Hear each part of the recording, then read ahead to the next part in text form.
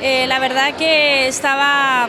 Nunca sabes, ¿sabes? Nunca sabes porque yo tengo súper respeto para todos los deportistas, tengo admiración tremenda por todos y la verdad que había sido un año bastante bueno, pero ya solamente el estar nominada para mí era importante ya.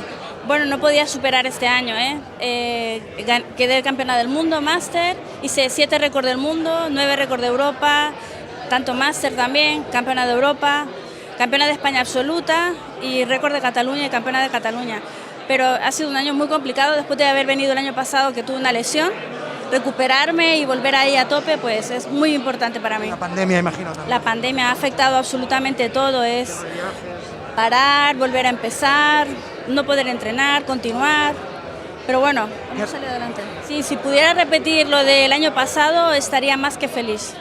Más que feliz. La halterofilia femenina la verdad que está creciendo bastante, tanto la halterofilia Matadepera que represento como el Club de Pesas Terrassa también, hay futuro asegurado. Mi hija, por ejemplo, sería un bastante ejemplo que ahora esta vez ha competido y ha hecho la marca mínima para el Campeonato de Europa Sub-15, que este año era en Rusia, pero con todo lo que está pasando, pues bueno, ya veremos, ¿no? Pero aún así hay que ir poco a poco y superando. Bueno, Lorena Benítez es un gran ejemplo también de la ciudad de Terrassa, ¿no? Que también ha ido a campeonatos internacionales y tiene muy buena proyección también.